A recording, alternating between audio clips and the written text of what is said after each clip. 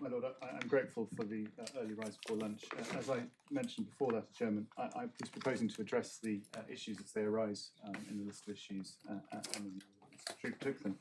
I was going to, with your permission, invite Ms Hoffman to address you on the question of remission should you find for the bill, but I understand that's no longer an issue unless your Lordships would like to hear from her at the end. I think you're right, because Mr. Troop accepted that that would be the right course. Yes, so I'm sorry, Ms Hoffman, to deprive you of your opportunity to have a say. So, my Lord, the first issue is, did the judge make a factual mistake when misinterpreting the letter? Given the ground that's been covered this morning, I hope to take this rather rapidly, as I do with the second issue. We address this in our appeal skeleton argument, which is at page 184, paragraph 46 and following. We make, by way of introduction, as we're turning that up, the following points. On its face, the note of the October 2023 judgment does not reflect a factual mistake. That was also the judge's conclusion in July 2024. When the judge came to that conclusion, he had the benefit of full submissions, and he did not consider, to use his words, that he made a mistake in phrasing matters in the way that he did. Now, given the October 2023 judgment was given ex tempore and there was no transcript of the hearing, there were some limitations, but the judge was not involved in a memory test.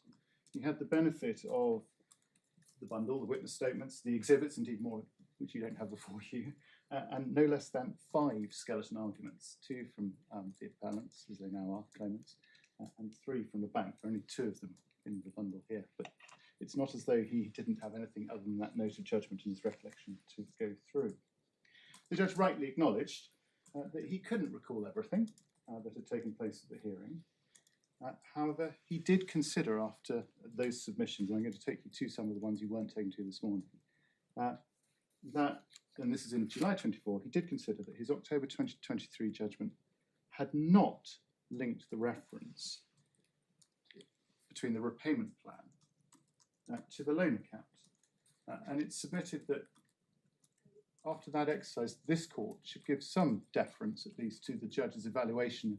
It's sort of finding a fact, but his view as to what his judgment was back in October 2023. But, as my Lord Justice Singh identified, we say that regardless of what he decided in October 2023, he reviewed the matter afresh in July 2024. And so when one gets to look at issue B, it doesn't really matter what the answer is in issue 1A. So if I could take you now to, this is a paragraph of the judgment you're familiar to, but it is at core 109. And this is the foot of the page. It's the paragraph that Mr. Trick took you through with the subparagraphs A, B, and C. And it's factor C that's the relevant point. Now, there were some parts of my learned friend's submissions this morning which appeared to be seeking to construe this as though it was something. We have to be very cautious with it. First of all, it's accepted and recorded by the judge in his judgment that this was not a verbatim note. Indeed, that's at the heading of this note. But even if one looks at this excerpt, we say that it doesn't follow that it's necessary that what's said in C is referring to the loan account. You see in clauses A and B, there's express reference to the loan and the loan account. And you don't get that in respect of subparagraph C, which is itself phrased somewhat differently, referring to representations made about a renegotiation of the repayment of the plan, which he says did not take place. Now, I don't want to fall into the trap I've just criticised my learned friend of overparsing this, but there is a difference in the way that that's looked at. I'm going to come to my Lord Justice Nugee's point about the context in which, in Ms James's witness statement, a short point, but just following through what then happened.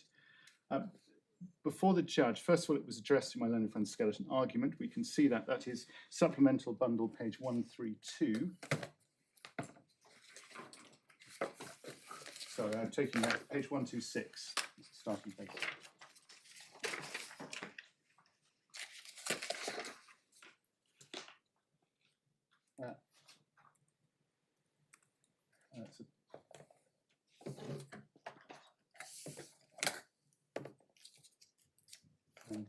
skeleton argument starts page 126, and then if one goes forwards, please, to paragraph 18 on page 132, you see where the point is raised in my learned friend's skeleton argument there. That runs on through, I'm not going to read it out, but your lordships will see how much space is addressed to it, through to page 135 and paragraph 21. The mistake was clearly set out in those paragraphs. It's then addressed fully in oral submissions, and we have the transcript of the hearing, which I don't think you've been taken to yet. So if I may briefly do that, you find that in core, page 116.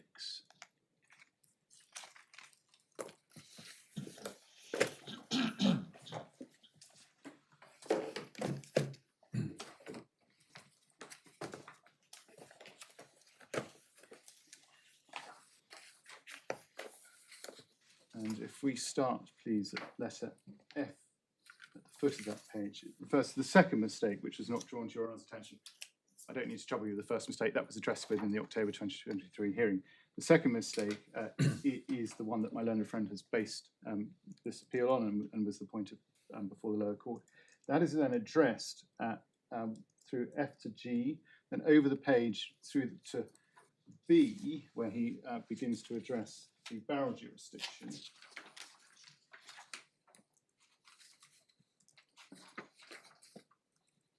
And then if we go bottom of page 117, F, you will see the reference there to G, F to G at 117. And then it carries on 118A all the way through to page 120B. This is all addressing the mistake. And then when one gets to page 120, there's an exchange at letter C where the judge interjects with a question. So please tell me if I've got this right. Your case is that in 2013, Mr. and Mrs. James are told, one, that there's a debt of £25,000 that's apparently genuine, which they do not believe to be their debt. They have never taken it up. And two, that the bank has referred both debts at different times to recovery arms. And then there's a question by Mr. Troop. To be clear, Your Honour, when you're referring about 25,000, I'm not sure that figure is actually referred to in this letter. So it says, well, there is reference to a credit of £25,000 on page 80. And just to clarify that, there was reference, and we've seen it in the 31st July 2013 letter. Once that correction is addressed, we pick up at 120G. It refers to the borrowings, the overdraft on the joint account. That seems to be what is being said in this letter. And then the judge says, right, and Mr. Troop says, now, that does seem to be evidence of fraud, but it does not relate to the matters which are complained of by my clients, which is the opening of the loan account, and then over the page, the transfer out from their joint account of £25,000 plus other sums. So that's the first, actually, recognition, concession before the local judge that on its face, even assuming that you read this letter in the correct order, that there is an indicium of fraud in that letter in relation to her affairs with the bank. There are others to which I shall come in due course, but now I'd like, if you're happy for me to take you to the judgment, and one can see that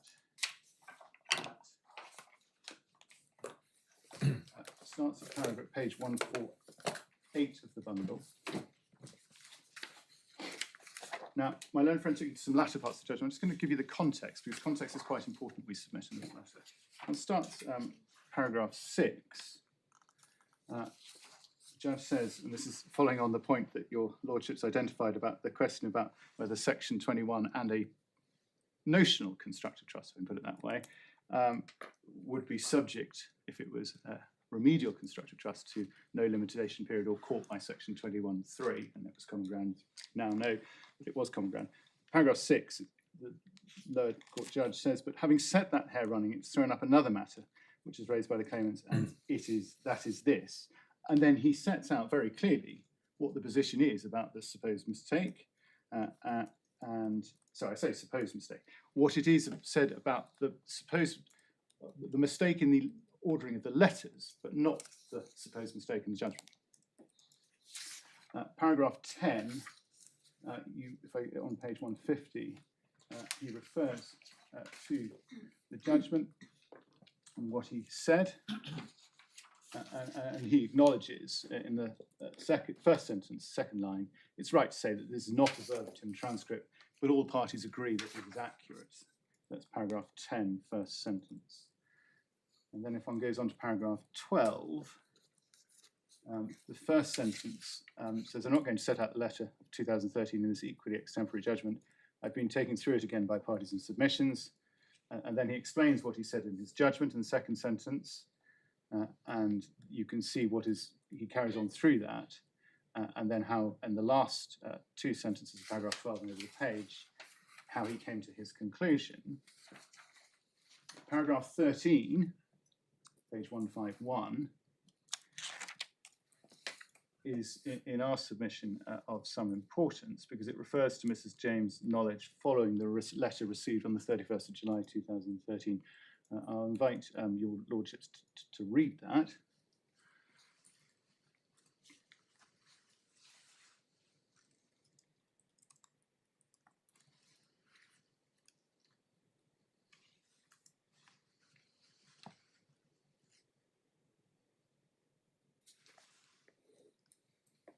And that led to paragraph 14, which my Lord Justice Newey referred to this morning as being one where the judge records what his analysis of that was. That it's plain that Mrs. James was aware, or at least aware, that it was being asserted that someone had sought to make an arrangement with or through DG solicitors, ... All those facts on Mrs. James's case must necessarily be untrue. And then we say importantly, and it's not suggested that MCS or DG solicitors were party to this untruth, save unwittingly, and therefore it must have been, if anyone, the third party, I should say all parties, because we have to accept the claimant's pleaded case, which is employee or employees of the bank, party responsible for the fraud, the same party it's likely who arranged the payment of £25,000 from the joint bank account into the loan account, who is responsible. So here we are in July 2024. We've had all the skeleton arguments, we've got the submissions, we've had the explanation of what the order of the letter should be, and to answer my Lord Justice Nugee's questionnaire, we do accept that it was in the wrong order in the bundle. One comes then to his conclusion at judgment paragraph 16, after he's referred to how Mr. Troop has put it in paragraph 15. I should just pick up one thing my learned friend said. He addressed you as to the last sentence of paragraph 15, where the judge says, I, of course, accept that there was difference in fact between repayment on these two bases.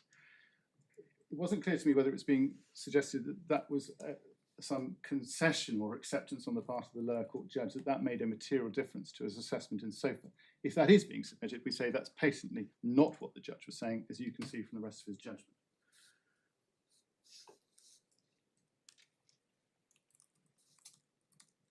There was also, I should say, a submission lightly touched on, and we say rightly lightly touched on, that maybe there should have been additional reasons given at this stage in the extemporary judgment.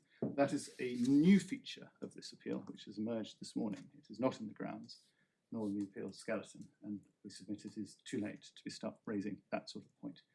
Were you to press me on it, I would of course say this was an extemporary judgment, and the reasons that are given are sufficiently clear from the judgment. So my Lord, that led to the judge saying what he says about the judgment at paragraph 16. And he gives his conclusion. He states by reference both to Mrs. James's witness statement and the underlying letter that it's just reference to a repayment plan, as he describes the plan, and not one associated with the loan account. That's what his judgment recorded. And he does not consider he was mistaken in October 2023. So, to conclude on the first issue, save for the point I'm going to come to on Lord Justice Nugee's about Mrs. James's witness statement, although the judge didn't have a transcript, he was able to conclude his October 2023 judgment did not contain a mistake, but actually recorded the position with a repayment plan relating to the joint account, not the loan account. And we submit that some deference should be placed by this court to the judge's conclusion on that and his reconstruction of what he considered took place in October 2023. It's not a fact finding, pure and simple, but it is at very least an evaluation of the materials that he had in October 2023 considered in light of the submissions in July 2024. Now, my Lord Justice Nugee made the point that when you look at Mrs. James's witness statement and you look at paragraph 18, it appears to emerge within a section addressing the loan account, and there isn't much else addressing it. To that, we say, well, that is absolutely right. Contextually, that is where it appears. However, when you look at how the judge approached this in July 2024, it doesn't follow that in October 2023, the judge, A, adopted that approach and considered that it must refer to the loan account. But by the time he gets to July 2024, he certainly doesn't think that's what he did, because you can see that in the balance of his judgment. And that was his view in 2024, that he had not seen it as a reference to the loan account. So that we would invite you on that basis to find that the answer to issue 1A, did the judge make a factual mistake when interpreting the letter dated 31st July 2013 from the bank to Mr. and Mrs. James, we invite you to answer that in the negative. No, but as we say, and as my Lord Justice Singh has noted, we say it makes little odds, because when one looks at paragraph 17 of the judgment, which is core 151,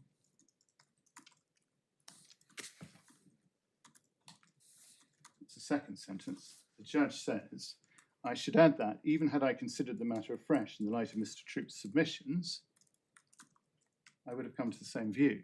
And we say that is the short answer to issue B. I think I may have misunderstood the submissions for the appellants, in which case I hope I'll be forgiven. I think one way in which Mr. Troop puts the argument is that if that is what the judge thought in that sentence in paragraph 17, that was just wrong in law, because he submits that there is a material distinction between the loan account and the other account.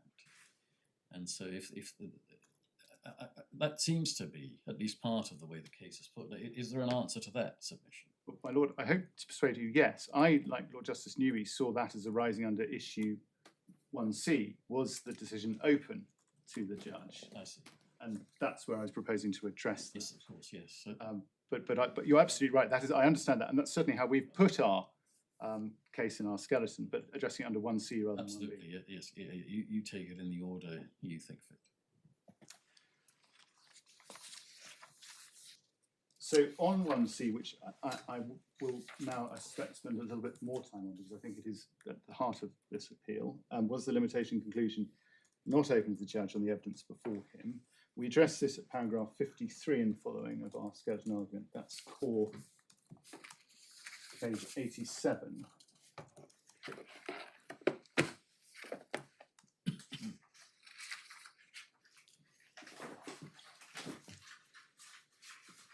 So 185 in the replacement skeleton. Great.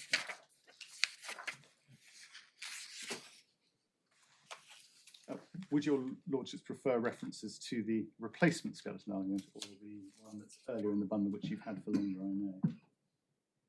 Speaking for myself, I've pulled it out, so it doesn't make any difference which one you refer to. I will refer to paragraph numbers. So the relevant dates your lordships will have in mind, that's the 13th of October 22 when the claim form was issued, and the relevant date is the 13th of October 2016. I'm going to start with the authorities, then move to the facts known to the claimants on their own account and by reference to the documents, and then look at the approach to the judge in the October 22-23 judgment and July 24 judgment, and try and submit to you why we say it was open to him on the reasons as stated, before looking at what the claimants say about the other factors on which they seek to rely. So in the authorities, I was going to briefly refer you to section 32 in the statement of claim test, but I don't think there is much between the parties on this, so this is more really just to confirm you have it in front of you. Section 32, you've been taken to its authorities bundle, page 2.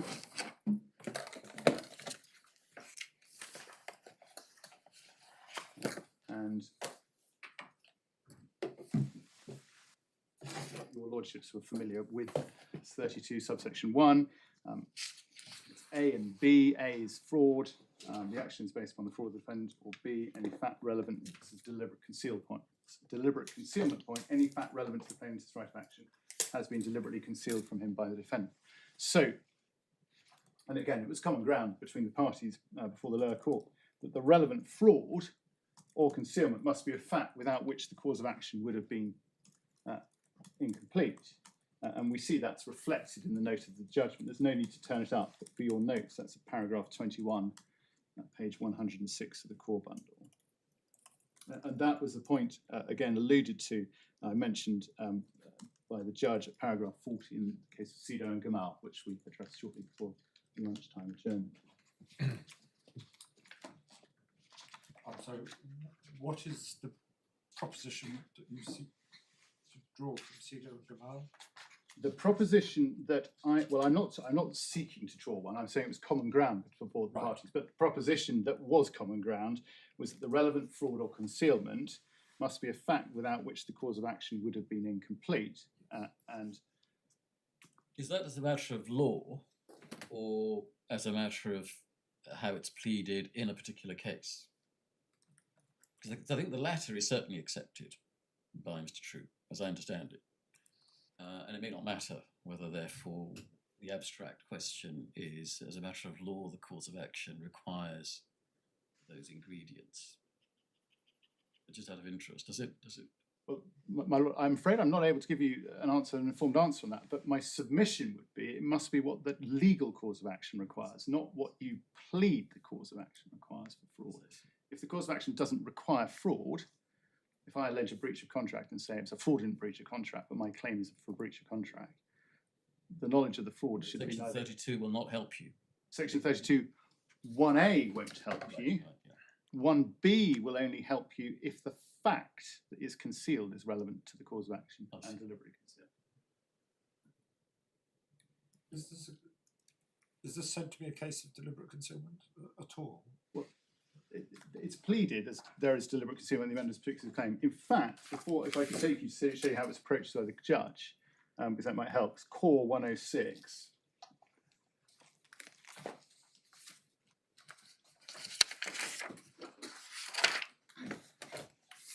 And it's paragraph 21. So this is the note of the October 2023 judgment. And it said, claimants rely on Section 32 of the Limitation Act 1980 to defer the running of time. In the event matters have become a bit truncated, and although there is a pleading of deliberate concealment, that does not take matters much further in circumstances where all agree that the allegedly concealed fact must be relevant. So that must be the starting point. So that was the position before the lower court.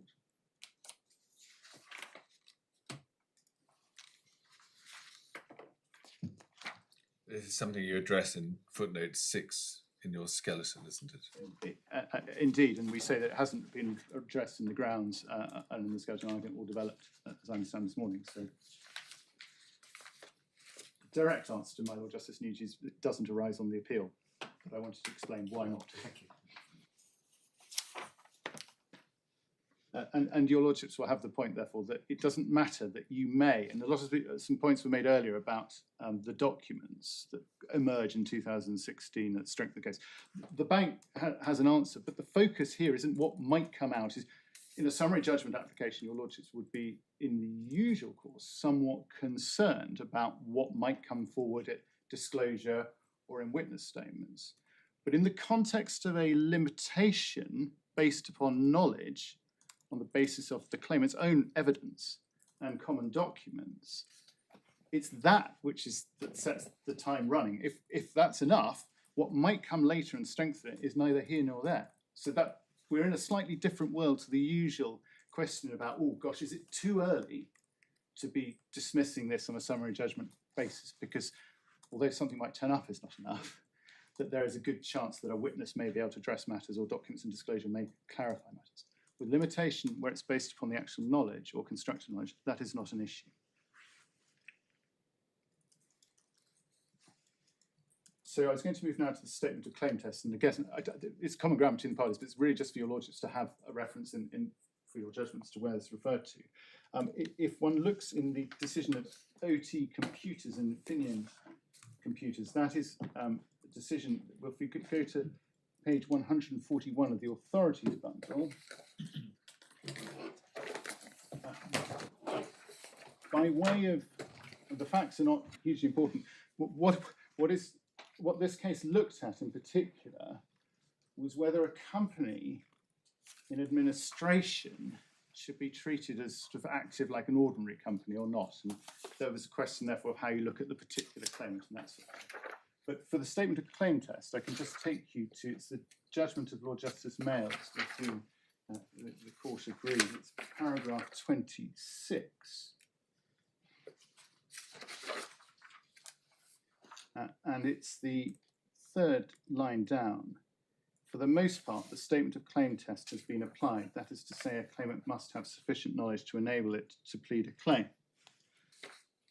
Now, the judgment carries on and looks at the worthwhile claim test, which is, of course, something else that has arisen under Section 32. But that doesn't seem to be an issue in these proceedings, so wasn't proposing to address you further on that.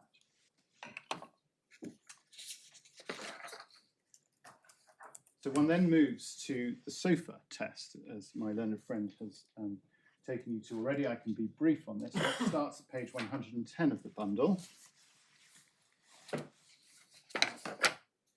And it was a claim, as you may recall, for a breach of trust. And there was a trustee exoneration clause within it, which meant that in order to for the claimants to succeed, they had to allege dishonesty. And it's a judgment of Lord Justice Arnold, with whom David Richards and Lord Justice Patton agreed. The relevant paragraph is on page 114, and it's the one my learned friend took you to, paragraph 23.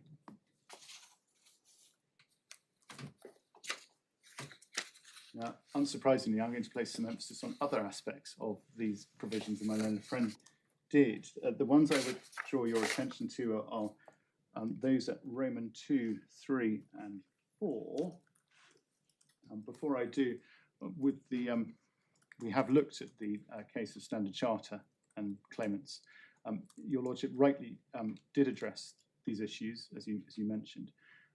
As we understand it, and it's only from a brief look at it, and the first point is that you don't have to have an inference of dishonesty. You can have a dishonesty as a plain fact.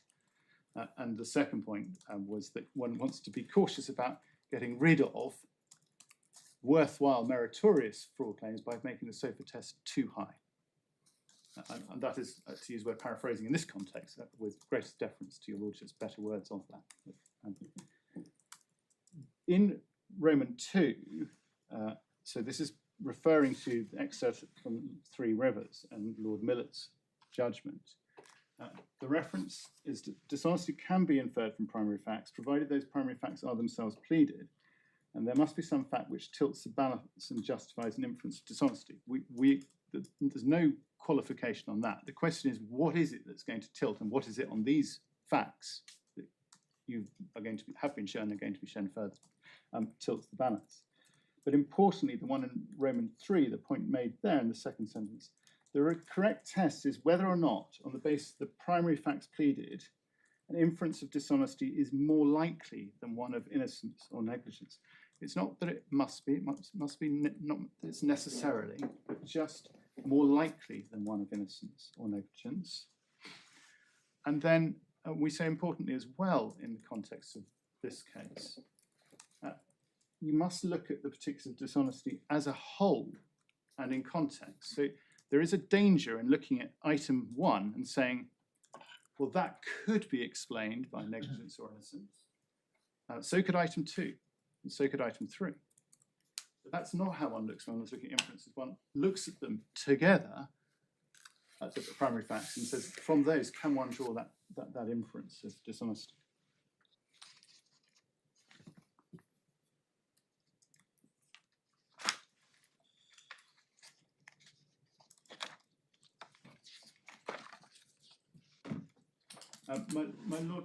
My learned friend referred to professional obligations. Of course, that is relevant. One has to look at the lawyer who's pleading this on the SOFA test. The professional obligations of the bar have not changed in the transition from the Bar Code of Conduct to the BSB. The question is obviously whether there is instructions to do so and reasonably credible material, which as it stands establishes a prima facie case of fraud. The question that your Lordships may wish to have in mind is, well, what sort of barrister should this be? Should it be the overly cautious one? Any reasonably competent? We submit that it's a barrister who is facing and is aware of that limitation period is nigh. And so if they can, and there is no other preferable cause of action, there are, as I will come to in due course, often a number of reasons why one might not want to plead fraud for tactical commercial reasons. But when one's looking at the SOFA test, one needs to look at it, the position of the barrister, objectively, with the materials before him, knowing that limitation is nigh, and whether on the basis of the primary facts and material that he has or she has, that they can properly draw the inference to give rise to that cause of action. It's not the overtly cautious or whatever else it might be. So I was now going to turn to what actually the claimant's evidence was. You've been taken through this in some detail by my learned friend, so I hope to take this at some speed. But there are parts that I'd like to emphasise a little bit more than my learned friend. So this is in the supplemental bundle. If we start, please, on page 84, which is the first page of Mrs. James's witness statement. The date of it is the 12th of May 2023.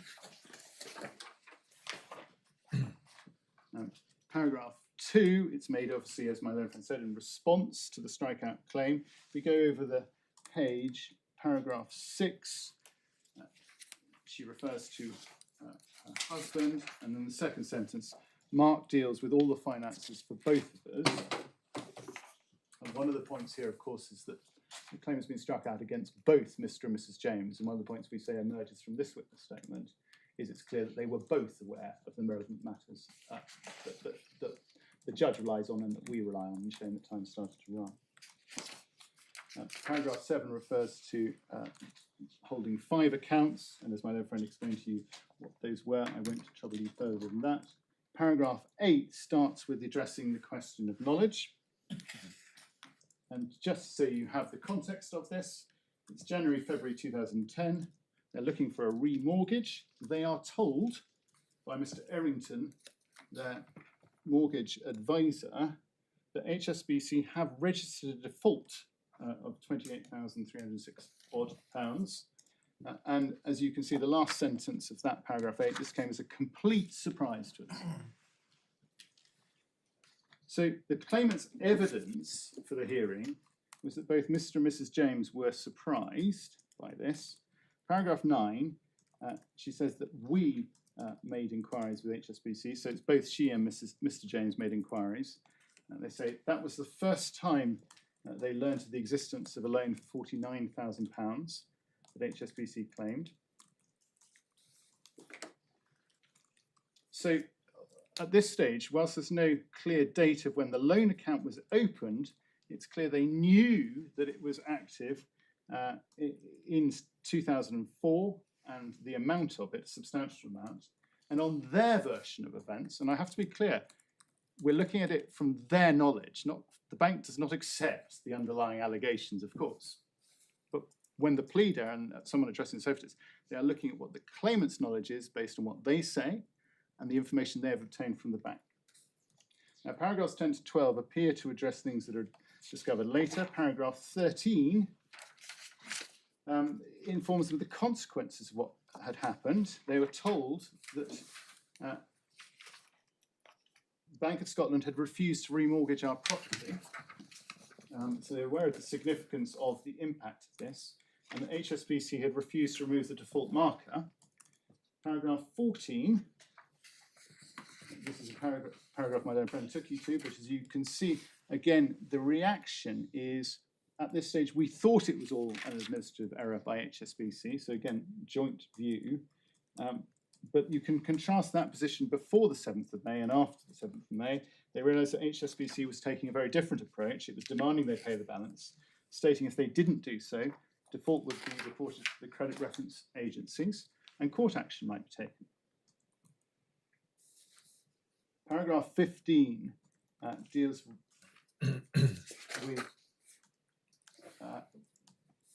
matters that may have been discovered later, so we'll move forward from that. Paragraph 16 refers to a letter from the debt collection agency, Metropolitan Collection Services, that letter is not in the bundle. It was exhibited to her. That letter is not dated, but it's dated in the exhibit. It's June 2010, just so you've got a fix on time. And then there's a jump to 2013. I'll come back to that when we look at constructive knowledge later on. But Mrs. James's witness statement then continues. She refers to making the formal complaint, and then we get to the 31st of July 2013 letter. If I could ask you to turn that up, please. That is page 200 of the same bundle.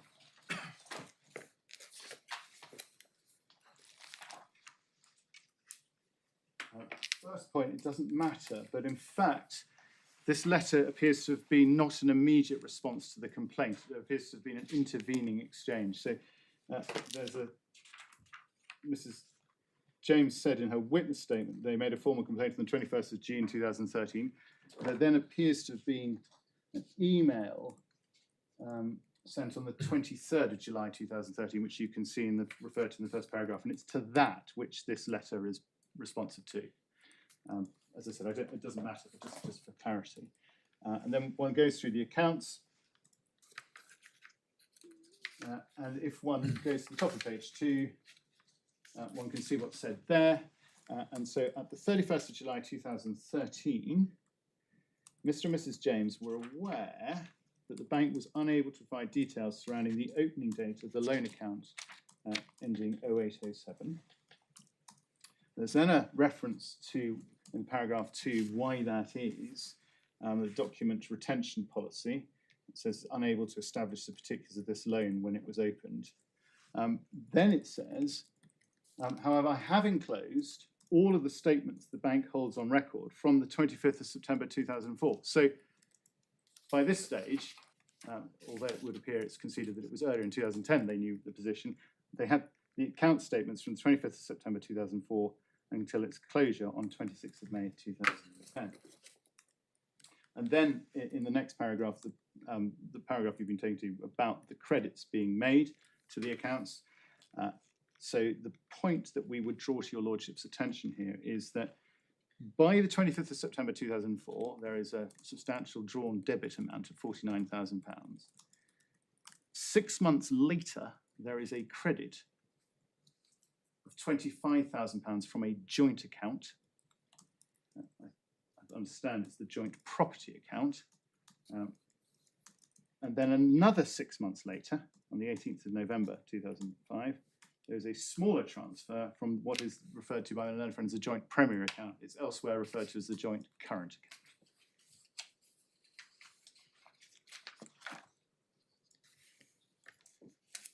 Paragraph 4 confirms that the bank is unable to provide a copy of the credit agreement or particulars of the loan. Paragraph 5 then goes on, and you've been taken through what then happens with the various aspects of what was done. I will draw your attention to paragraph 9, the last paragraph on that page, which I'm not sure you were taken to earlier. This is anticipating the constructive knowledge point later on. We stopped to Mrs. James's witness statement in about July 2000, in 2010, midway through 2010. But here there is reference to Mr. James contacting Metropolitan and being provided with authorization to speak with their representative and informing them that he did not recognize this account being the loan account on the 5th of August 2010. So there was further contact, but this time with Metropolitan, and he says he would get in touch in HSBC, but there's nothing referred to beyond that in the witness statement.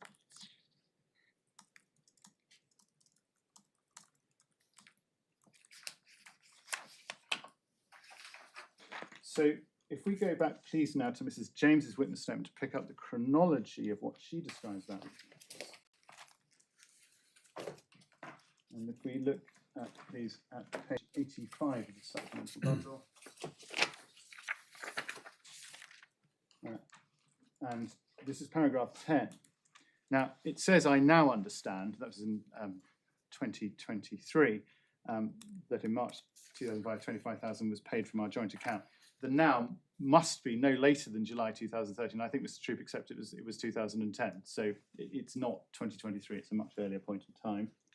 And then if we go over to take you to paragraph 18, which page 87, where Mrs. James sets out her evidence about the allegedly agreed repayment plan. And so in the first sentence, there's a categorical statement. It says, the 31st July 2013 letter also sets out details of an allegedly agreed repayment plan which had no relation to our actual circumstances. So we say that's a categorical statement. And she then carries on referring to an agreement for repayments of £302 a month, but then reduced following, quotes, unemployment within the household to £100 a month. And she says to that, I have no idea where this information is supposed to come from. No such repayment plan has ever been agreed with me. So it's ever, it's the broader, not just in respect to the loan account. And there was no unemployment within the household. Mrs. James, clear there in her evidence, there was no such repayment plan and no unemployment within the household that could be consistent with that. So turning now to the judge's approach, we address this in our skeleton paragraph 56 and following. I will take, I think, if your lordships do not mind, through what is said in the note of judgment and then look at it that way. So if we go to Core 106.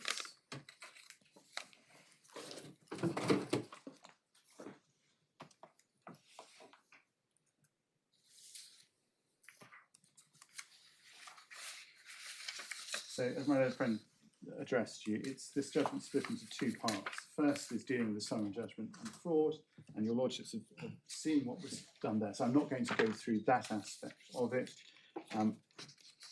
Where I'd like to pick up, though, is when the judge deals with limitation. So that is Core 108.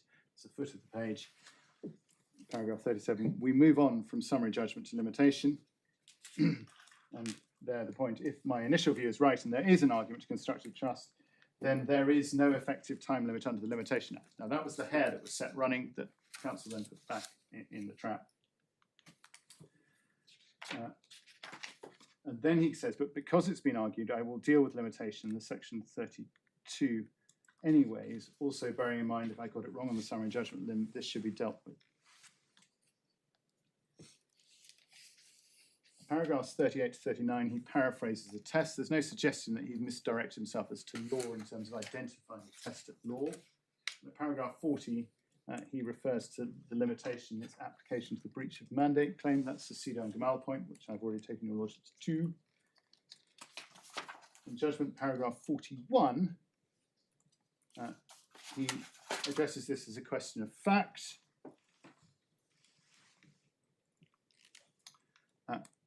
At the foot, sorry, I should say, he addresses the question about subsequent obtained documents and says, well, that's not really the question. What you have to look at is what her actual knowledge was before then. And then he looks at the bank's submissions about the ombudsman scheme and the belief in fraud and doesn't place much weight on that, but is obviously aware of the ombudsman's decisions. Judgment paragraph 42, he says, I don't think anyone can criticise Mrs. James for her decisions, so he has in mind that she is not being criticised in his mind. And then comes to paragraph 43, the points that we've already looked at.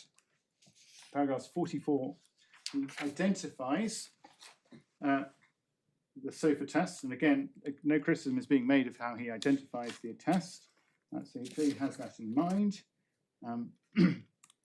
As my learned friends says in his skeleton argument, it was something he was familiar with, as my learned friend is. And at paragraph 46, he comes to his conclusion. He says, do those three facts that Mrs. James knew in 2013 justify a finding that dishonesty was properly pleadable to Mrs. James in 2013?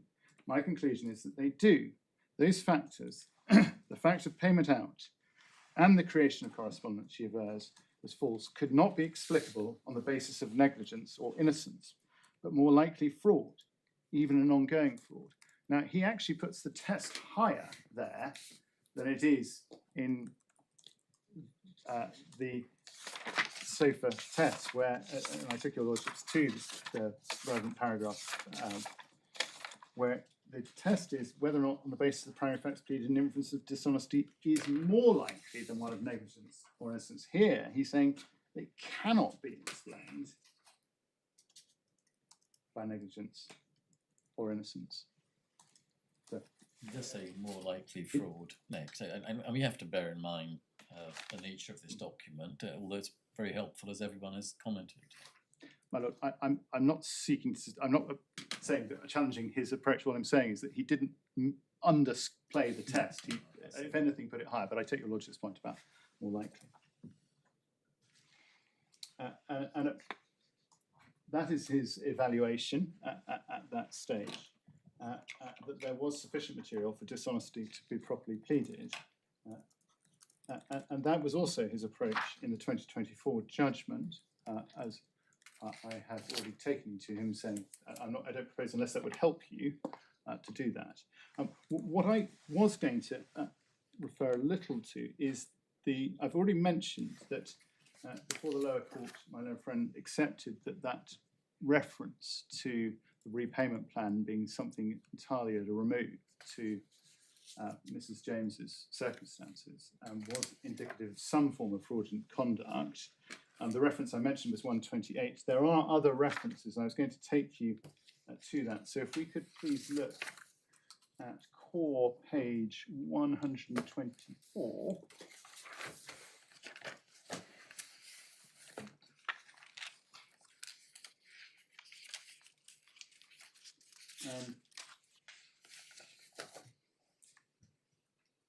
So if we start at B, just below B, the judge says, you phrase it this way, does it matter? And that is what I want you to help me with. The critical thing appears to be that someone is writing down a record of Mrs. James behaving in a way that she did not. And then you can see what my learned friend says. Yes, and your Honour also picks up on that paragraph 46 over the page. Those factors, the facts of payment out and the creation correspondence she does was false, could not be explained on the basis of innocence, but more like fraud. So that's a quote from the judgment that we've looked at. I'm not suggesting that's what he's finding here. That's what we've just looked at. But then Mr. Troop says, but my point is, on a correct interpretation of the letter, the fraud which this suggests is irrelevant because it's simply someone renegotiating repayments on their joint account, and that is not what they are saying is fraudulent. But he is accepting that there is a fraudulent point in there in response to the judge saying higher up that someone is writing down a record of Mrs. James's behaviour in the way that she did. Letters E to F, the judge continues. In fact, they would regard it as beneficial because it's reducing the sum, which is the point that's been made by your lordships. And then the judge makes a point between E and F, Judge Blohm, being realistic, Mr. Troop, if someone is dealing with your bank account or my bank account and I find out that they're impersonating me, falsifying records in respect of my money or my repayments, and there's then an interjection there, and it carries on. But you can see the judge raising the points that we say are properly raised on inferences from these matters. Then one moves down to letter G, and you've got my learned friend addressing whether or not one can plead fraud. And then just below G, he addresses the combination of the creation of loan account and the transfer of 25,000 into that account was fraudulent. It shows there might be some fraudulent activity in relation to repayment to the joint account, but it does not follow that therefore must have been fraudulent activity in the creation of the loan account back in 2010. Now, important to pause there, loan account had been open, not in 2010, but way back in, we know, before September 2004. We don't know when it was exactly open, but so the date is different here to the date upon which it is being referred. And it's also being said here, it's simply not enough to say here is a separate aspect which might be tainted by fraud, and therefore the court can infer that other transactions are all tainted by the same thing. But the judge rejected that approach, and we submit that he was right to do so. And I'm going to come on to the inferences that can properly be drawn shortly. and you've seen how he addressed that. I won't take you back unless you'd like to be taken back to the judgment as to how he addresses that in paragraphs 14 through 17. But turning to his evaluation, we say, in effect, he's evaluated this on 2 occasions. First, So we can put the bundle away, the authorities bundling away, my lord. Yes. the core. Court can go away. Yep. Andy.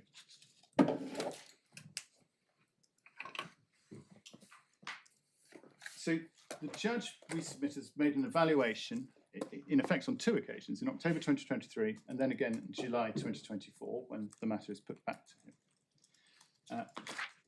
And we have to ask, and this has been raised by your lordships, what was the judge being asked to do in October 2023? Well, he's being asked to look at the SOFA test by reference to the deceit claim.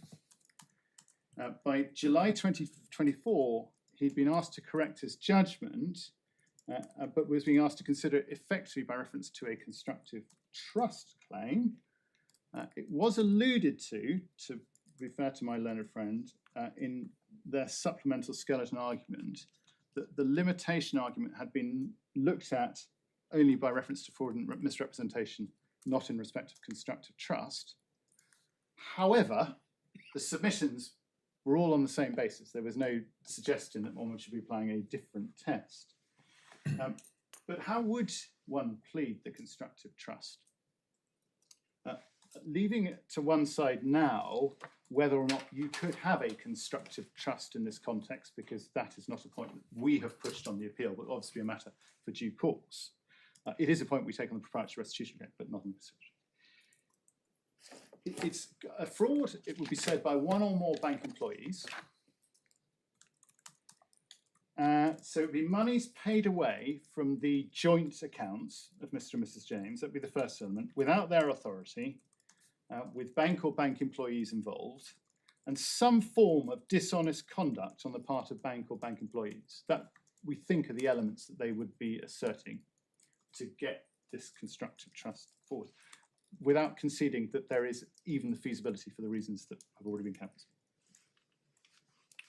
The only real issue before your lordships is whether there was enough to prove dishonesty. So I don't know if you want me to take you through why we say that they had knowledge of the other facts for the constructive trust, but I assume that that's not going to be an issue. But if your lordships, well, I can take you briefly, perhaps I better. So knowledge that the monies have been paid away from the joint accounts, Mr. Troop has conceded 2010.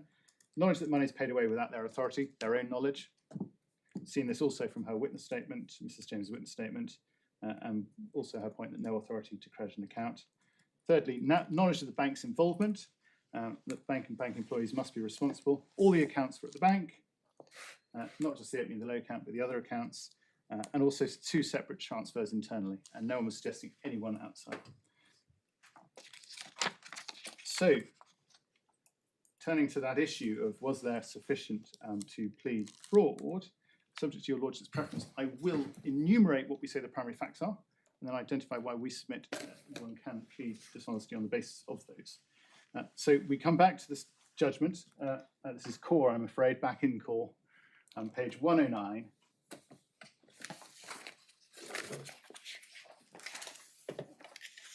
And paragraph 43. Although they're listed as A to C, we submit, as I said, 6 primary facts that were known by July 2013. First, the opening of the loan account. That's captured in paragraph A. Second, that the loan had been drawn down to £49,000. We say that's a combination of what you see in A and also what the evidence was. Third, Mr. and Mrs. James knew that Mrs. James had not provided any authority for the loan or for it to be drawn down. The fourth and fifth primary facts relate to the joint accounts. The first is that there were transfers from her joint accounts to the loan account. Again, that's been accepted that knowledge was there by 2010. And fifthly, that those transfers were unauthorised by her to the loan account. And we say that that one sees in subparagraph B by implication. I'll come back to what Mrs. James says in her witness statement in due course. And then the 6th primary fact is the record of the repayment plan that we've looked at, which has been the subject of scrutiny in terms of the order of the pages. So why did those give rise to an inference of dishonesty? If we want to take some points 1, 2, and 3. So this is the existence of the loan, its drawdown and the knowledge that that hadn't been done by her. So credible material, we say yes. Could this be explained by innocence or negligence? If Mrs. James had not opened the loan account herself, we say it's very unlikely. But on its own, we accept that's not sufficient on the claimant's instructions to plead a prima facie case of fraud. The drawdown of a substantial amount, 48,000 or 49,000, from that loan account by someone other than Mrs. James, again, we say credible material from material she had. Could this be explained by innocence or negligence? In circumstances where it's not a loan account taken out by Mrs. James. So if Mrs. James had not opened the loan account, we say that's very unlikely.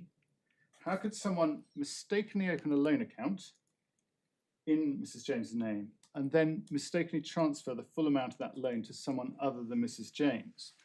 On her and her husband's hypothesis, the loan account was not opened in her name. It was opened in someone else's name and then recorded in her name. And they know that the money that was lent by being credited to that loan account has gone elsewhere, presumably. Well, their cases, it's not gone to them and it's been drawn down, and they know that fact because that's what the bank Yes. tells them. Yeah. So it's not somewhere stuck in the bank. Presumably, it's gone to someone else. Yes. That's the way the case is pleaded, and that's the way the parties have approached it. And since they're being pursued for the balance on the account, it has to be taken that the money has gone out of the bank on the face of it. I thought, yes, that is. And so knowing those matters and on their hypothesis, I should say, it should only have been her instructions with the account in her name that could have lent to the drawing down of the sum. Now, the answer to that, and I accept that there is a potential answer, is that if the provision of the loan and the drawdown happened as part of one transaction, there could just be one mistake. But that would be very unlikely, we say, because that would require a mistake both as to the opening of the loan account, then a further mistake in making payment out to someone other than Mrs. James or to the beneficiary that she would have wanted it to go to. And then this point, no one identifying that mistake thereafter. It's no one brings up this mistake if it's as far as we can tell. So, on the basis of Mrs. James' instructions and submissions made on their behalf, we submit that actually knowledge of 1, 2, and 3 do properly give rise to an inference of dishonesty in relation to the transactions. However, we do note that there is a possible alternative explanation before your lordships challenge me on it. I'm going to volunteer it, which is that if someone had impersonated Mrs. James outside of the bank, then one can see that that impersonation might have led to the opening and the drawdown. But we say that's very unlikely, and it's very odd that it's not the sort of mistake picked up. But I recognise that that is a possible answer. But of course, that isn't the end of the matters. We've got matters 4 and 5, and then 6. So turning to those are the transfers out without clear authority. So this is the judge's factor B.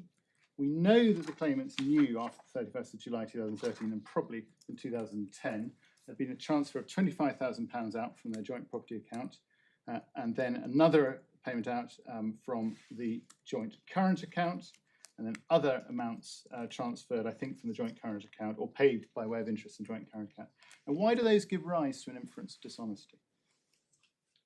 So, again, we are working in the world of Mr. and Mrs. James's version of events, not the bank's version, but their version of events.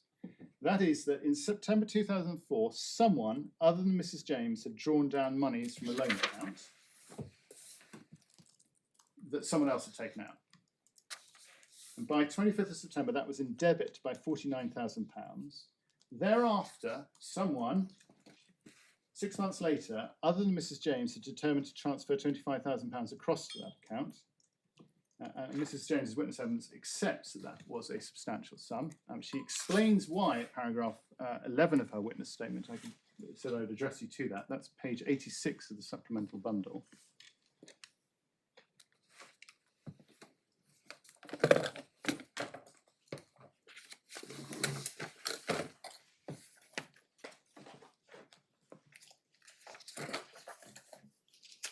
paragraph 11,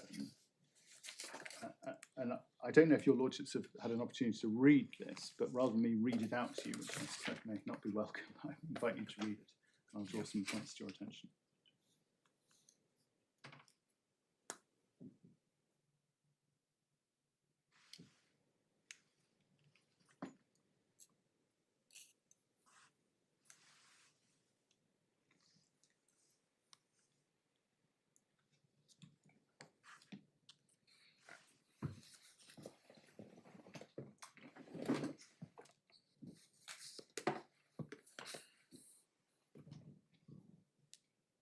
So the points that I would invite your lordships to consider in respect of this is that she says that she did not notice the payment of the £25,000 going out at the time. She says, line 5, she cannot recall why it was not noted, but she supposes that it could have been part of wider transfers on the joint Premier account that month.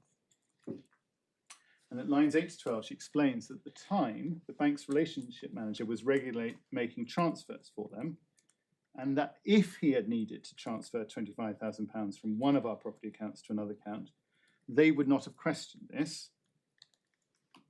So on the basis of the information they then discover in July 2013, that there had been this transfer of £25,000 and it had gone to the loan account, the appellants on their version of events knew that they had not directly instigated the transfer of £25,000.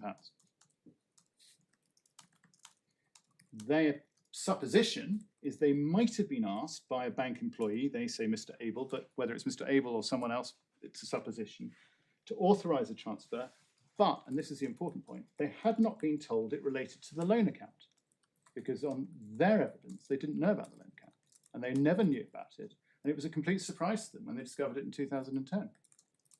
So it's either a wholly unauthorised transfer, or one that was on their supposition authorised by concealing the loan account.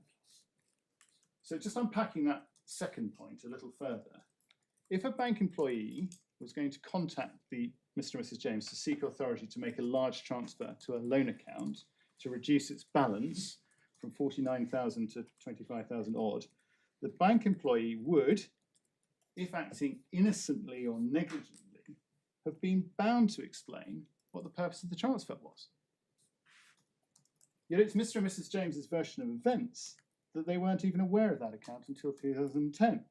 So they can't have been told, on their version of events, by the bank employee or employees, what the purpose of that transaction was, either when it happened, before it happened, or after it happened. And we submit that those points, when taken together with the earlier opening of the loan account, without authority, drawing down without authority in Mr. James's name, make it an inference of dishonesty more likely than one of negligence or innocence to explain those matters. Just sort of talking around it. So the rival theory you say is impersonation. So the impersonator somehow manages to set up the fraudulent account and take the money out of it for his or her own benefit, doubtless. But the impersonator could not have caused the £25,000 to be transferred and could not have caused these arrangements that are apparently recorded in respect of some debt. That is my submission, my lord. Yeah. If the impersonator is within the bank, then of course that still brings it all within the bank. Yes. And the second point to that, my lord, is that the transactions to be instigated internally need to be done by someone within the bank. Yes. And the point has been made, and I think the Ombudsman picks up this, is an oddity for a fraudster to be crediting. And of course, we don't know why the credit was made, but assume, again, in the world where there is a fraudster, which we don't accept, but assume that world, why would a bank employee or employees who had successfully fraudulently drawn down this loan seek to credit that account? Well, as I said, we don't know, but one can envisage there may be triggers internally. There may be triggers that, because of the absence of activity on an account, that might have got questions to be raised elsewhere in the bank. My learned friend's made submissions about the Calm report. Again, we don't accept the submissions he makes about the oddities that appear there. I can address you on those if you'd like later, but we just don't know what might have been looked at and why that was done. Equally, the size of the loan was, I think, £49,000 and then increased. And we don't know if there would be internal triggers that might have sought to be covered. We just don't know.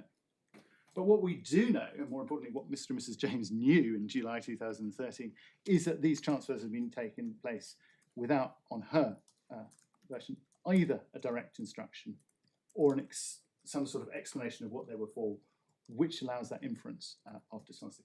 Now, your lordships will have the point that on this submission, whatever the judge decided about the repayment thing, whether or not it was to do with the loan account or not, we say it doesn't really matter because you get to the pleaded test on A and B of his judgment before you even get to the disputed point about the repayment plan. Because we say there was sufficient already. And on your list of 6 primary facts, I think what you're saying is that facts 1 through to 5 would suffice. And 6 was the record of the repayment plan. You say that actually on one view, it doesn't matter. That was much more elegantly than I was trying to put it, my lord. Yes, that's correct. But if the repayment plan suggested that the supposed fraudster was internal, then that would be of significance regardless of which account it related to.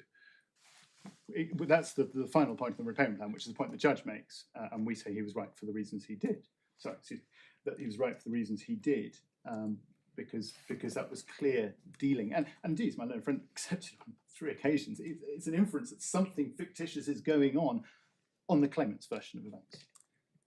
And so that, we say actually is not necessary. That strengthens the case, of course, not a necessary component for the safer test, but it would further strengthen it. So to put it another way, if you were against me on the submission that my Lord Justice Singh has polished for me, then I would rely on that 6th point for the reasons identified by the judge.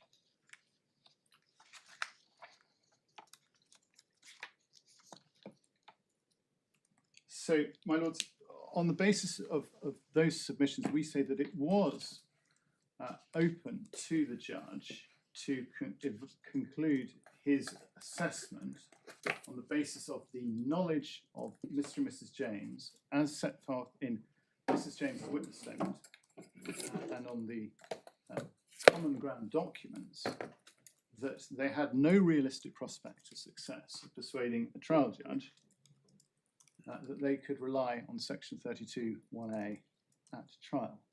And we say that is an evaluation that you can, of course, look at, but through the lens of an appeal court, not a rehearing, but a review, and looking for matters that have gone wrong in the way identified in the sprint room as set out in rear and rear. And we say that my learned friend, the appellants, haven't really addressed that in respect to this conclusion. What is said, although it hasn't been amplified orally, is that the judge failed to take relevant matters into account. And this features just in one paragraph of my learned friend's skeleton. It's paragraph. The 3 points that seem to be addressed.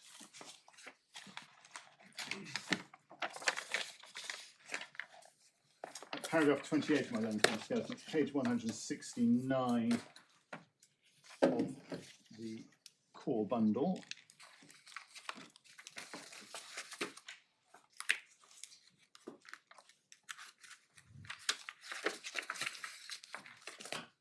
Well, this hasn't been addressed already, so I don't know how far it's pushed, but I just mention it. It said that there's various matters that happened thereafter which indicate that somehow the judge was wrong or failed to give sufficient weight to. The first is the claimant's first response was not to allege fraud. The second was that the FOS decisions did not conclude that there was fraud. And the third, that counsel did not feel able to plead fraud. Now, I don't know if my learned friend is pushing those, but we haven't heard anything this morning on that. I think Mr. Purchase addressed them rather than I will confirm. anything else. So, taking those points in turn, the summary of our response is that the judge had, we submit the points that were being raised in mind. The judge rightly noted, and it's common ground, the test is one that is to be assessed subjectively by reference to the actual information known. The facts are consistent with Mr. and Mrs. James considering there might be fraud, and indeed that belief was shared with the Ombudsman. Now, what the Ombudsman concluded was different, but we say that was by reference to a different test. And the details of what counsel instructed by the claimants may or may not have, quotes, felt, is simply not a matter that A was in evidence, or B is a matter that can determine whether the claimants objectively at a prior time had sufficient knowledge on which to plead these points. Now, if I could expand a little bit on those, we address them in our skeleton argument, paragraph 63.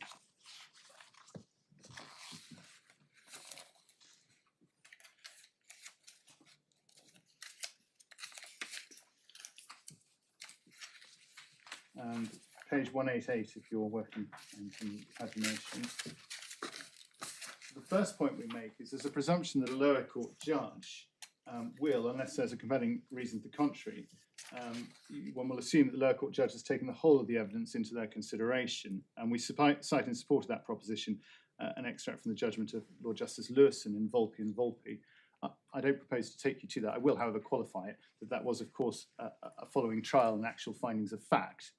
But we say that, by analogy, some of the principles pertinent to this, particularly the one about having regard to the view that the judge will have taken account of the whole of the evidence, applies. So, as I said, it was common ground that there was an objective test. We can see that in the note of the judgment. That's core page 109. And it's paragraph 41. And it is 5 lines from the bottom, right-hand side. However, Mrs. Hoffman also agreed that the test is an objective one. Now, what's said is, my learned friend says, the claimants did not immediately allege fraud in response to the letter of the 31st of July 2013. Now, the question of why Mr. and Mrs. James did not or did respond in a certain way is not determinative. The question is whether, on the basis of the knowledge they had, there was sufficient material for them to be able to plead with the assistance of legal advisors fraud. It's not when they felt that they were convinced there was a fraud, and there seems to be weight placed on the Calm report that comes in later to that effect. Now, Mr. James's letter, we can see it's in the supplemental bundle, page 139.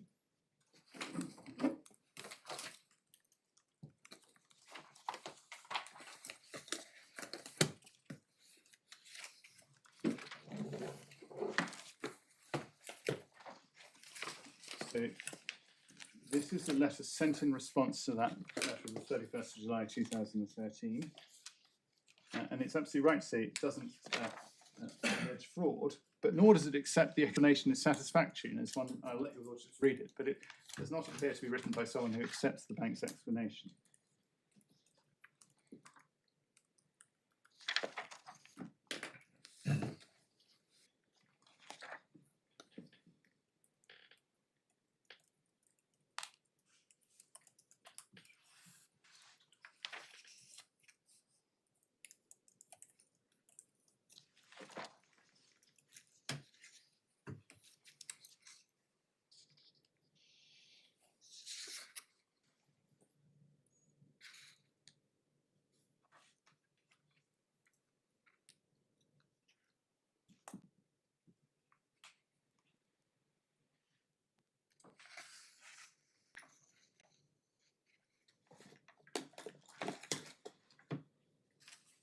So, the lordships are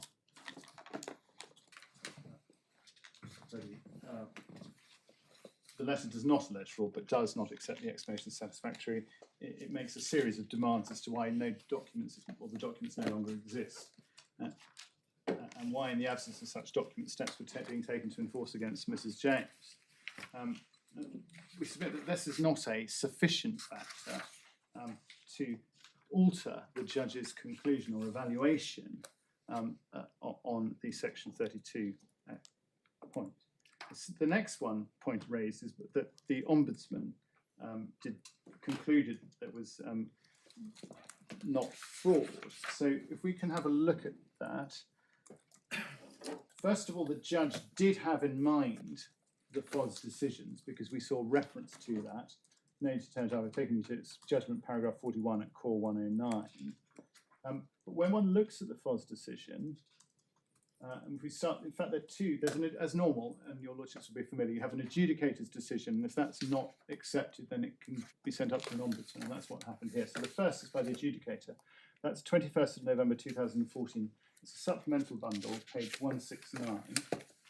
The adjudicator is Cam Rama. And if we pick this up,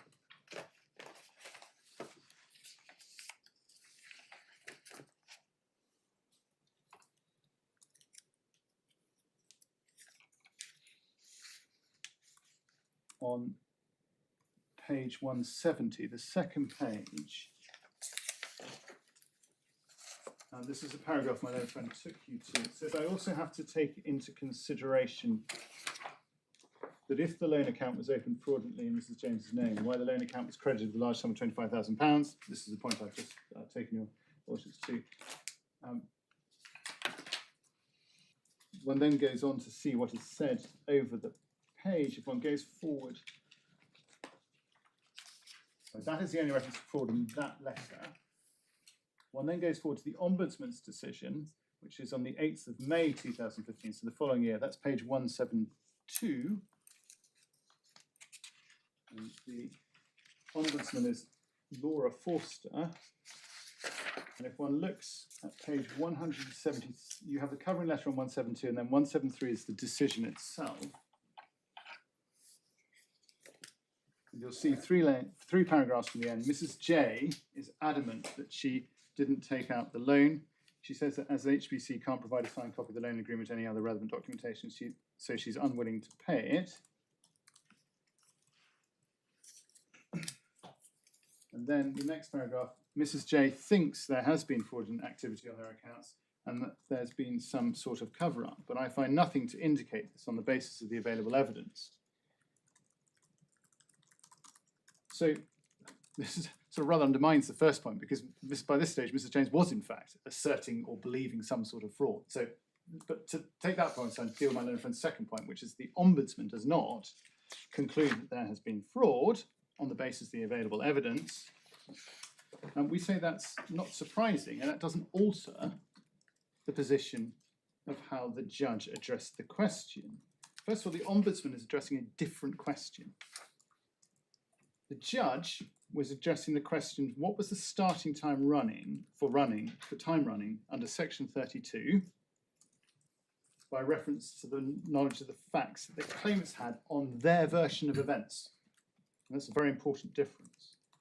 Was there sufficient to plead? The Ombudsman is approaching it from a different perspective. It's trying to determine whether it's fair and reasonable in all the circumstances to uphold the complaint by reference to what is being said by both parties. It's not looking at the pleading basis, but trying to determine that. So, and the second point on this, it's not just a different question, but the materials are different. And this is important. The judge had Mrs. James's own witness statement, and it's within those matters and those facts where he places real weight as to from her knowledge. Now, we don't know precisely what was before the Ombudsman from Mrs. James, and much the same way as I'm not sure that the other side know what was from HSBC. But ultimately, the judge had a very different set of facts. I mean, can it be said that a key distinction is that the James know that Mrs. James did not take out the loan, whereas the Ombudsman is proceeding on the basis that she did? My Lord, for the second time, my submission has been put more eloquently by the bench, but yes. That is the essential, or one of the two. So we say again, that is not a basis to find that the judge's the judge's decision has gone wrong in some way because he hasn't taken into account or placed sufficient weight on this point. We say it doesn't alter the analysis. And thirdly, the point that is made is that when Direct Access Counsel was subsequently instructed in, I think, 2017, it said that he was unable, or sorry, he didn't feel able to plead fraud. That's how it's put in my learned friend's skeleton argument, paragraph 28.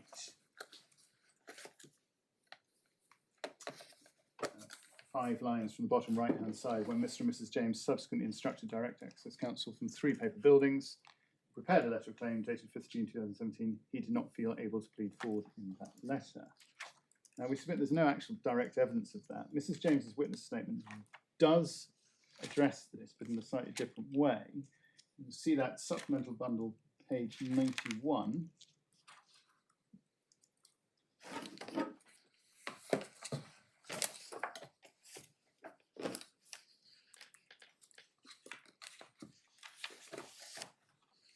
Paragraph 37 and 38.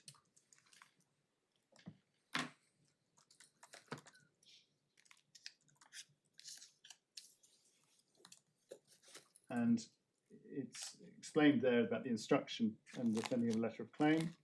And then paragraph 38, I understand the bank has suggested an allegation of fraud could have been made in that letter and was not. It's true the letter of claim on 5th June 2017 did not mention fraud, nor indeed the deliberate concealment of documents. And it says, at this stage, we did not have the benefit of advice from an expert in banking practice, so we simply did not have enough to make such serious allegations against a bank. Although for reasons which I hope the court can understand, we had our suspicions. So there was nothing actually about what counsel felt able to do or not do in those circumstances. And we submit that, in fact, what her evidence is addressing is her position at that stage. I'm going to make, as I said earlier, the submission that counsel will not necessarily want to plead fraud, because if you plead fraud against a third party, it can have negative consequences in terms of insurance cover or other matters, such as investigations. So that just because a letter of claim doesn't plead fraud does not tell you what that counsel is thinking. And as we put in our skeleton argument, we don't think that there's been an intent to waive privilege by Mr. and Mrs. James over all these matters. If the claimant's perspective is an early resolution with a desire to have the debt cleared off the bank's books, alleging fraud might well have delayed that, or at least from counsel's perspective might have been thought to delay that, because it might trigger an internal bank investigation, which might delay the possibility of resolution. And it also might make the matter more difficult to resolve, because the allegation of fraud might harden someone's position to compromise. When one looks at the letter before action, which I invite your lordships to do, it can be found at supplemental bundle page 188, one sees that it does appear to be looking, as one might expect, for a compromise.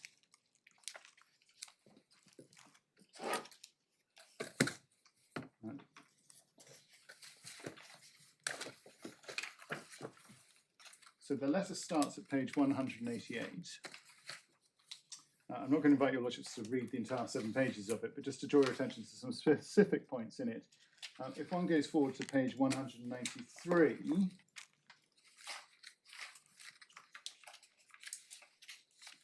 and one looks at the end of the first paragraph, 4 lines from the end, it says, in any event, my clients have thus incurred a direct loss of £25,000 and invite the bank to repay the sum to them with interest at a commercial rate, or to explain the basis upon which the transfer is said to have been legitimately made.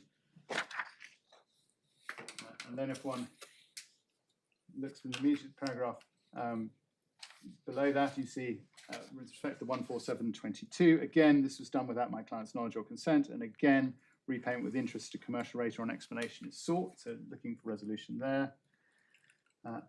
And then the same points go on for the renewal fee. If one then goes on to page 195,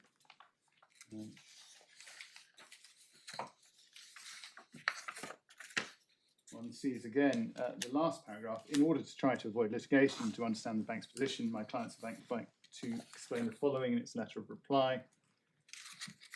So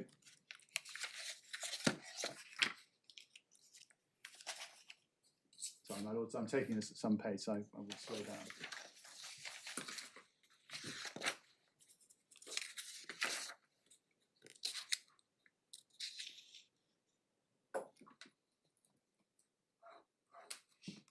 So as one would expect, this letter is drafted in a way to, we would say, try to elicit compromise, and it doesn't tell you therefore whether or not the council considered it full to be pleaded. It should also be borne in mind when this was settled. It was settled on, or sent on the 5th of June 2017. So a long time before limitation would have expired by reference to the details in the July 2013 HSBC letter. So there wasn't pressure to plead fraud at that stage on basis of items 4 and 5 taken together with items 1 to 3. We submit, therefore, that there's little weight that could be placed on the fact that this letter did not assert fraud. And the judge was correct in not changing his conclusion in his October 2023 judgment and July 2024 judgment by reason of that. Yes, I see. So you say no pressure to plead fraud yet because you were well within 6 years of 2013. You were beyond 6 years of 2010. My lord, yes. So if you were thinking that you might be stuck with 2010 as your starting point, there would be pressure to plead fraud. That would be a pressure at that stage, my lord, yes. And my submissions have been that 1 to 3 could have been explained by the third party outsider, why I therefore, although that's not how it's put to this court, that's why I'd say 4 and 5 do become rather important in this. Your lordship's right, if that was all that there was to go on, but there wasn't. Yeah. So those are the only points, my lords, that we have identified in the appellant's grounds and skeleton argument that seem to be relied on to say that the judge's evaluation was wrong. And we say, for the reasons I've submitted, that they don't begin to undermine the judge's conclusion, which was right for the reasons he gave. We also, in our respondent's notice, seek to rely on additional grounds, and I propose to address those briefly. We put this in 2 ways. First, that the information that Mr. and Mrs. James had in 2010, with that a reasonable position in their position would have undertaken inquiries of the bank, and had they done so, they would have discovered the matters they now rely on at a time prior to the 13th of October 2016, being the relevant date for limitation. And second, that Mr. and Mrs. James had actual knowledge of further matters in 2014, that on the basis of their version of events and the other information they knew, gave rise to a further inference of dishonesty. Now, if your lordships are content, I'm going to take those in the opposite order. So start with what they were actually told in 2014 before looking at constructive knowledge. So we address this at paragraph 64.2 of our skeleton argument.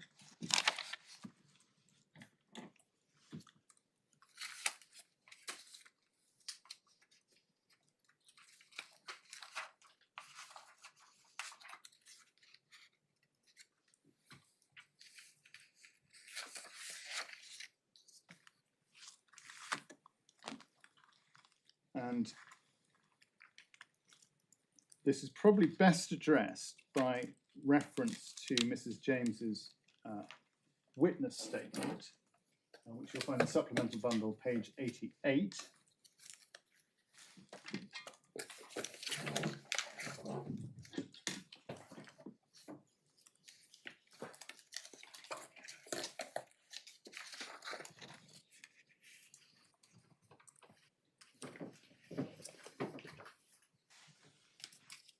And it's paragraph 22. On 21st November 2014, Chief Foster wrote saying that our complaint against HSBC had not been upheld. The Foster concluded that it was reasonable for HSBC not to have much information remaining on their files, as banks are not required to keep documents for more than 6 years, and that I would have noticed the £25,000 coming out of the account. Over the page in paragraph 24, she continues referring to that decision. She says the FOS decision referred to the bank having said that the loan was a professional studies loan. This was the first time we'd ever heard the loan being referred to as a PSL. And then she goes on to say in paragraph 25, the FOS had investigated the criteria to apply for a PSL and had discovered that the only educational establishment for which HSBC would make a loan of £49,000 or more was the London Business School, the LBS. And then Mrs. James says, I have never attended the LBS, and the FOS obtained confirmation from the LBS that it had no record of me attending. So that is information to Mrs. James's knowledge in November 2014. And we say that armed with that information and starting from Mrs. James's perspective that she hadn't opened the loan account, hadn't drawn down the money, and hadn't authorised those transfers and so on and so forth. When you add all that into the mix, this is a further, on her version of events, indication or indicium of someone internally doing something untoward in terms of her accounts. Now, if it was on its own, the bank would say that's not capable of beginning to give rise to an inference of dishonesty. That is presumably a mislabeling. But that's not the lens through which one looks at this for the SOFA test. One looks at all of the facts and what inferences one can draw from them together. And so that, we say, would be a further indicium that would allow the pleader to plead in respect to the other matters an inference of dishonesty on the part of bank employee or employees as at that time in November 2014, so before the relevant date. Unless I can help your lordships further on that, I was going to move on to the constructive knowledge point.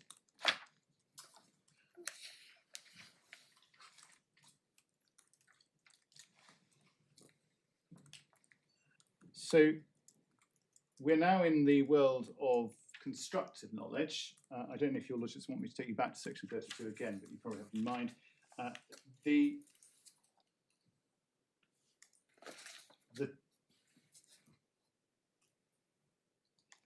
Probably the best way to set out the test, which is addressed in our skeleton argument at paragraph 55, page 186.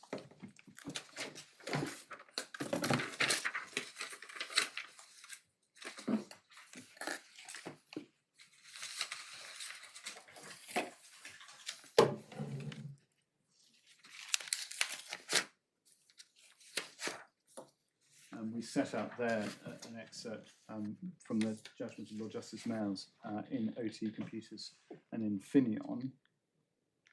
The important points are that it is something that must be assessed objectively, but by what the claimants could have discovered, not what they should have discovered, what they could have discovered.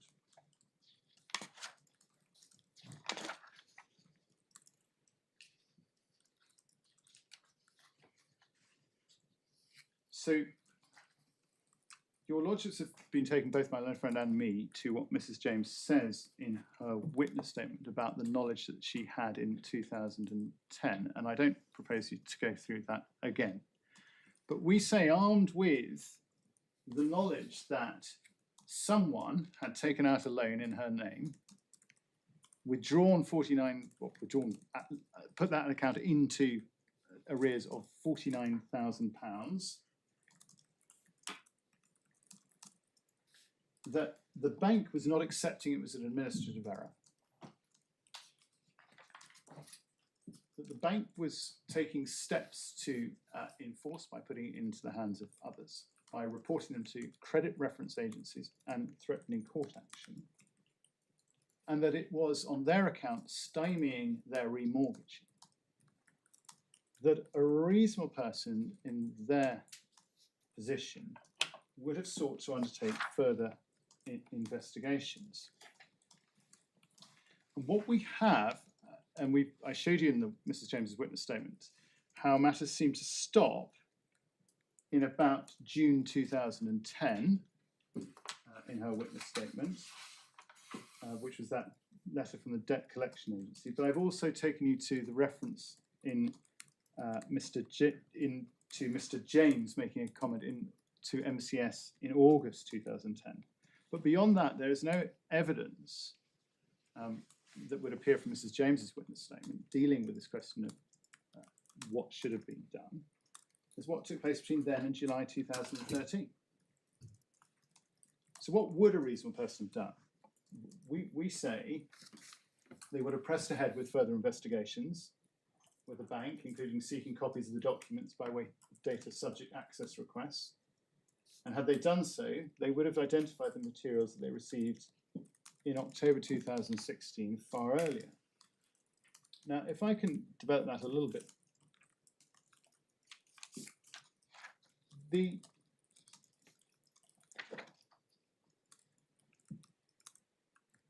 On Mrs. James's version of events in 2010, she was aware of what we submit would cause serious concerns sufficient to trigger further investigations rather than leaving matters to rest. And I've addressed you to the loan and taking it out and putting it into a debt collection agency.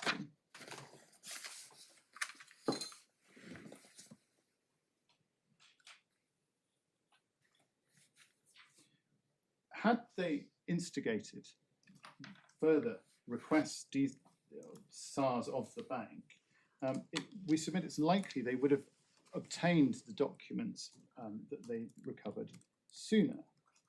Now, I appreciate it's going to be said against me, well, Mr. Purchase, your clients didn't produce all these documents in 2013 when they were subject to a subject access request. And that point is absolutely fair one to make. However, if the requests had been made in 2010, they would be much, much closer in time to when this account had been opened. Now, you have seen that the account was closed in 2010 and passed on in February 2013 to a third party. So the debt has been sold to a third party. That's in 2013. In 2010, it was still on the bank's books, albeit with MCS and wherever else it may have been internally. It was less than 6 years from 25th of September 2004. By contrast, in June 2013, it was 8 years. And I mean, this is a point that lots of criticisms have been made about the bank's documents, but it should be said that we are talking about some very stale claim here. It's not pre-COVID, it's not even, it's pre-Lehman. We're going back to 2004 and beyond. And so the expectations that the bank would suddenly be able to miraculously produce all the documents is, we say, a submission that is probably not a fair one to make in these circumstances. But if what happened, had a request been made in 2010 and a subject access request not been satisfactorily responded, a reasonable person in Mr. and Mrs. James's position would have pushed further. They would have gone to the Ombudsman. They would have gone for a second SAR, just as Mr. and Mrs. James did. And we say it's likely that they would have received the materials they subsequently obtained, and possibly more, long before the 13th of October 2016. Were these arguments deployed before the judge? Because he doesn't, I can't deal with anything. My Lord, may I just confirm Ms. Hoffman's position?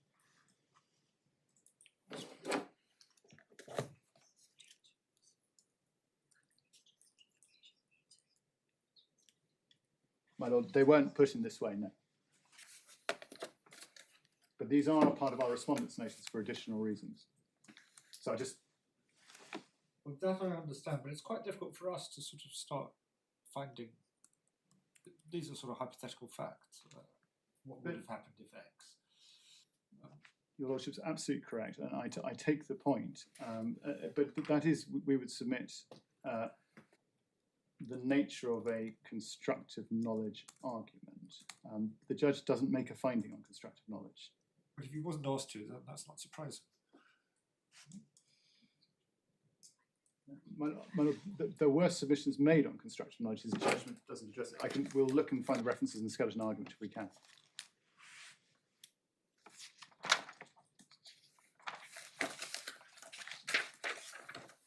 Well, that's why we say that for additional reasons, the lower court's finding on section 32 was an appropriate evaluation, even if you find the reasons he has stated were not.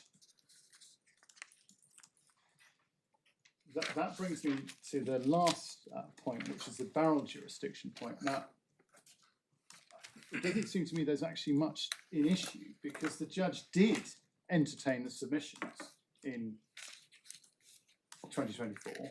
He not only received the written submissions, but then had a lengthy oral hearing and gave his opinion on it. So this isn't a question really of was he wrong not to exercise the barrel jurisdiction, the AIC jurisdiction as it's now known.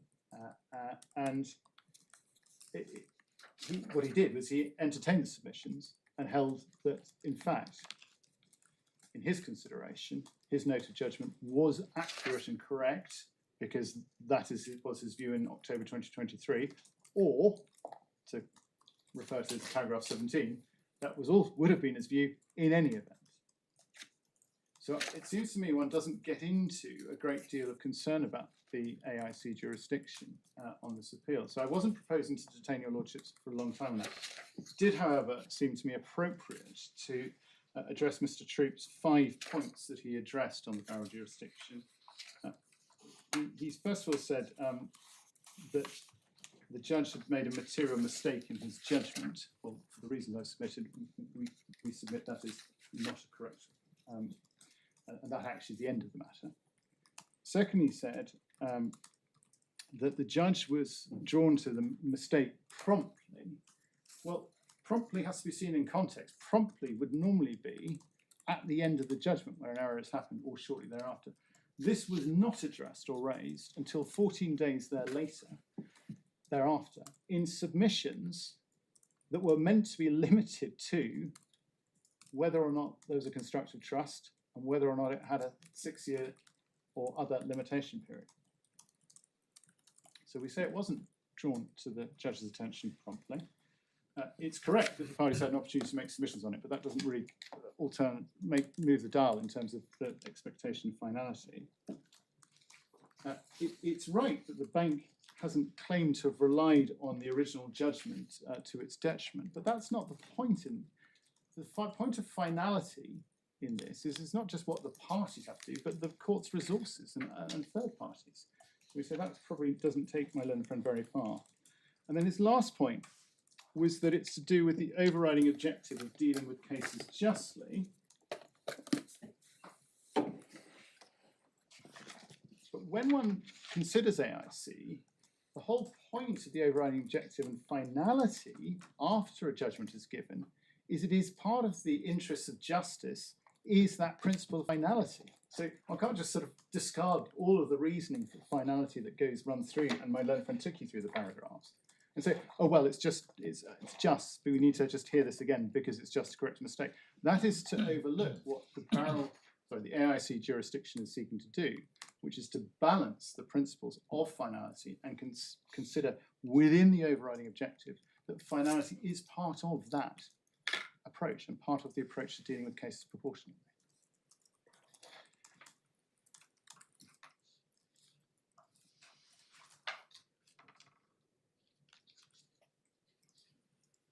I've just been passed a reference to the point that my Lord Justice Nugee. May I just check it before I make a submission?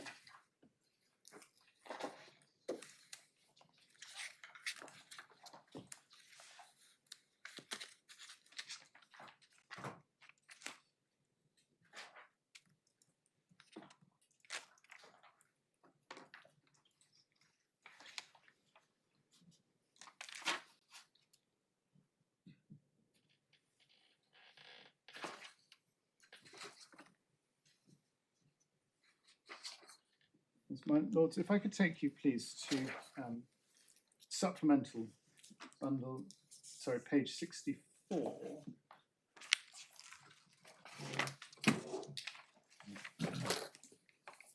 So my Lord Justice Nugee asked if the question of constructive knowledge was before the lower court judge. This is the bank skeleton argument dated the 20th of October 2023, so for the October hearing. If one starts at paragraph 22, second sentence, the relevant question is when the claimants had constructive knowledge, i.e. knowledge of the relevant facts to enable them to plead an adequate statement of case. There's then reference to the Calm report. And then paragraph 23 addresses various matters. In the second sentence, what would a reasonable person infer at this point? And then it goes on to address that aspect of it.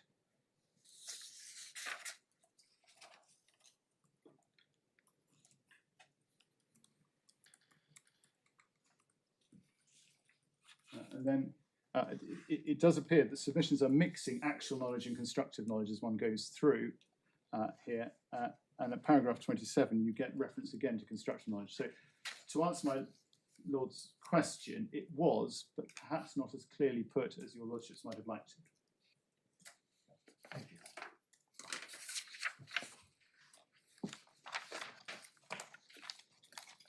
Unless you would like to hear anything further on the question of remission, those were my submissions.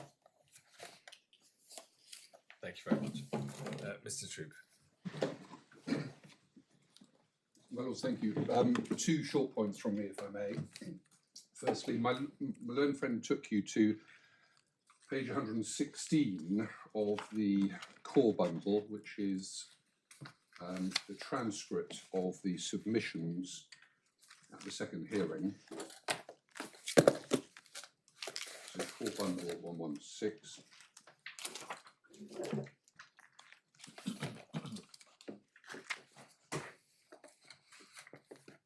And my learned friend picked it up at F, where there's reference to a second mistake. But at H, there's the constructive trust point being raised. And what I said there was, before I come on to that, and I'll come on to it very quickly, I just want to make 2 points. The first is that Your Honour invited submissions on whether the constructive trust argument applied to bank accounts as opposed to physical money. And the answer is yes. Because as I understand it, Ms Hoffman concedes that the answer to that is yes, and there was a helpful case called Armstrong and Winnington Networks, which was a tab 2 of my authorities bundle, which considered ... and the judge said, if it's conceded, I don't think we need to take the matter any further. And Ms Hoffman did not respond and say, no, it's not conceded, and that's not surprising because in her skeleton argument, which is in supplemental bundle page 142, if I can just refer you to that, so supplemental bundle page 142.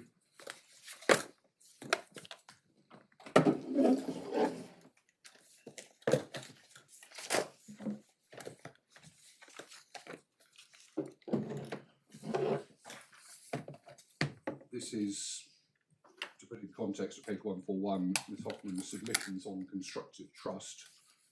That's page 141. Over to page 142, at paragraph 5, she says in terms, it is accepted that in an assumed situation where a bank's employee transferred the 25,000 to the loan account from a joint account without knowledge or consent of the claimants, there would likely be a constructive trust in favour of the claimants. So that is the concession that meant that that point wasn't then argued before the judge. My lords, the second point relates to my learned friend's points 1 to 5 and his submission that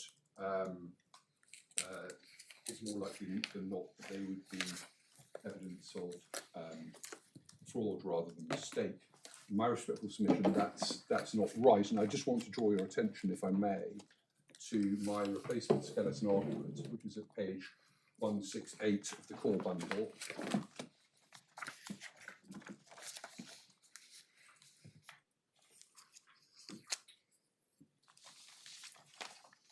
And it's the paragraph at the bottom of page 168. If one considers paragraph 43 of the note quoted in paragraph 8F above, facts A and B, whether taken individually or together, would not justify an inference of dishonesty. They're equally consistent with negligence. An employee of the bank may have intended to create a loan account in the name of another customer, Mrs. X, and to transfer monies to that account from a joint account held by Mrs. X and her husband, but may have instead mistakenly created the loan account in Mrs. James' name and transferred monies from a joint account belonging to Mr. and Mrs. James. Now, that sort of suggestion needs to be seen in the context of the inherent improbability of a bank committing fraud. It's not really for my clients to come up with the explanation. Just thinking that through a moment, the hypothesis has to be, does it, that the 49,000 has actually gone out? Is this right, or am I wrong? So it's not merely that the bank has in principle opened an account, but there is a debit on the account to the tune of 49,000. So the 49,000 has gone somewhere. That is what we are told by the bank. So in 2010, you will have been told 49,000 has gone out. And if it's gone out, that's not going to be just a mistake by the bank, is it? That requires misconduct by somebody. Well, in the sort of circumstances I was positing in my skeleton argument, if it's a mistaken identity case, so the contention is that the 49,000 is going to be borrowed by a Mrs. X, and it's transferred out to Mrs. X. So be it the bank agrees to lend £49,000 to Mrs. X. So it puts 49,000, makes 49,000 available. Somebody's taken the 49,000 if the account is now 49,000 in arrears. Or not. Well, yes, Mrs. X has now taken £49,000 And not returned it. and not returned it. I mean, rather suggests there's fraud by somebody. Well, as I say, the hypothesis could be the intention was to create a loan account, so Mrs. X borrows £49,000. So when £49,000 lands in Mrs. X's account, she thinks that's pursuant to the loan which I thought I was taking out. But instead of it being taken out in Mrs. X's name, it's taken out in Mrs. James's name. But as I say, Michael, it's not really for my clients to come up with the explanation for all of this. The simple point is, taken cumulatively or individually, the 5 points raised by my own friend are equally consistent with a mistake on the part of the bank, particularly given the inherent probability that fraud was going on. I think you need to say a series of mistakes, don't you? A series of mistakes, indeed. Because I think the chronology we've been given by the bank is September 2004 is the creation of the loan account, and March 2005 is the transfer. So yes, it's a series of mistakes. And then a number of other little transfers. Yes, indeed. From yet another account, because the 25,000 comes from one account. And, Yes, but my point is a number of mistakes is a possibility in the same way that a single mistake is a possibility. given the high threshold for, you don't assume the bank is committing fraud. Indeed. Well, also, unless I can assist you further. Very much. We're not going to give judgment here and now. You will receive the judgments in the normal way so that you can correct our English and typing in advance of hand down. That won't, of course, be the occasion to re-argue the case. At the same time, we'd be grateful if you would agree an order dealing with consequential matters. If there are points on which you can't agree, could we please have brief written submissions, and we would expect to settle points in the order that we make. And finally, although I'm sure everybody here is well aware of this, I ought to remind you of the importance attached to the embargo. I think we've already had lists of those to whom the draft judgment should go. If you think of anybody else who you think ought to have the judgment in advance of hand down, you obviously need to come back to us rather than merely sending it to that person.